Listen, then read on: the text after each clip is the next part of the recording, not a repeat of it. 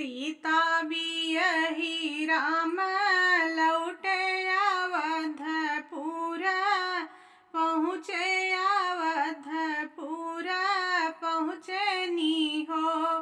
सीता पीछवा उलटी जब चितवैत तुलसी गोहन लागई तुलसी गोहन लागई हो। सीता पीछवा उलटी जब चितवैत तुलसी गोहन लागई तुलसी गोहन लागई हो। जऊ मई जनते हूँ तुलसी तू मोरे गोहने लगब्यू सवत मोरी बनब्यू सवत मोरी बनब्यू हो। तुलसी तोह काऊ खाड़ी मई बहवत्यों सरयू जी के बीचे में सरयू जी के बीचे में हो। तुलसी तोह काऊ खाड़ी मई बहवत्यों सरयू जी के बीचे में सरयू जी के बीचे में हो। जो सीता हम काऊ खड़ब्यू हो सरयू बीचे फेंकती वो सरयू बीचे फेंकती हो। सीता बनी जाबै काठे के नैया त बैठे श्री राम जी बैठे भगवान जी हो। सीता बनी जाबै काठे के नैया त बैठे श्री राम जी बैठे भगवान जी हो।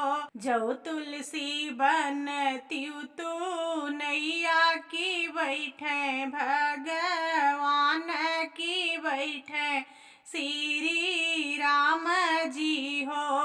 तुलसी नैया के चीर चार बहऊ त्यो जंगल बीचे फेंकते जंगल बीचे फेंकते हो।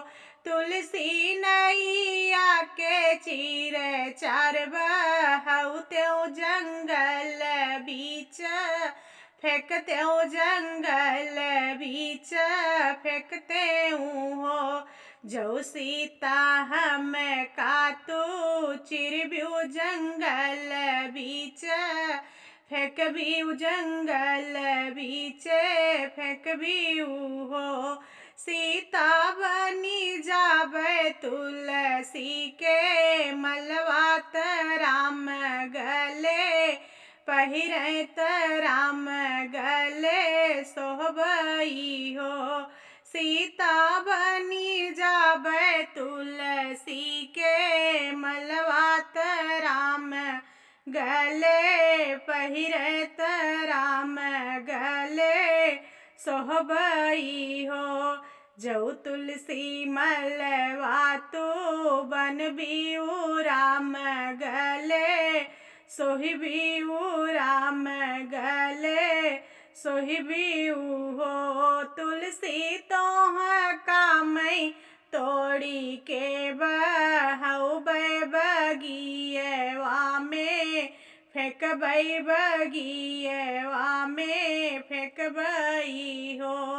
तुलसी तोह कामई तोड़ी के बहऊ बगियवा बीचे फेंकबै बगियवा बीचे फेंकते हो। जब सीता हम कातू तोड़ती बाग बीचे फेंकती बाग बीचे फेंकती हो। सीता अवध में होई है हवनिया हवन कामे औबै हवन काम औबई हो।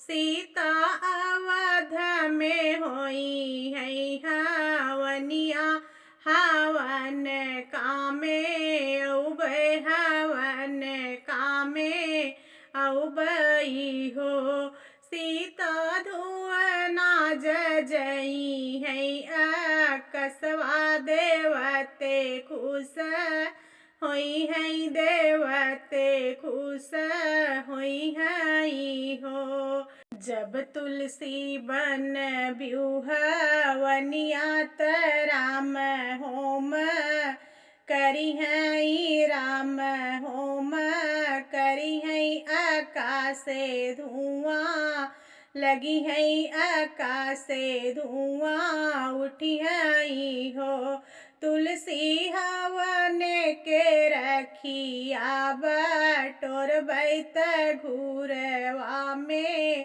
फेंकबई त घूरवा में फेंकबई हो तुलसी हवन के रखिया बटोर बैत घूरवा में फेंकबई त घूरवा में फेंकबई हो जब सीता रखिया बटोर भूत घूरवा में फेंकबियू त घूरवा में फेंकबियू हो सीता बनी जाबे घूरवा के खदिया त ढोई है श्री राम जी ढोई है भगवान जी हो सीता बनी जाबे घूरवा के खदिया त ढोई है श्री राम जी ढोई है